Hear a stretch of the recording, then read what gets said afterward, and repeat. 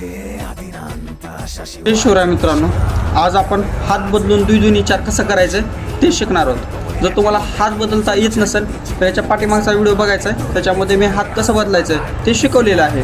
ह्याच्यामध्ये सुरुवातीला एक महाराज समोर घ्यायचा, त्याच्यानंतर पाठीमागे रोखात घ्यायचं 1 2 टप्प्यात पाय पुढे घेऊन एक वेळेस इथं हात बदलायचा आहे आणि पाठीमागे रोखात घ्यायचं आहे.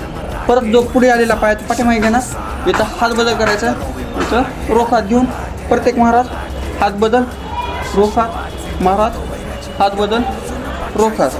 आता हेच आपल्याला एकदा जर तुम्हाला लक्षात आलं कसं करायचं तर तुम्ही स्पीड वाढवू शकता ह्याची ह्या पद्धतीने.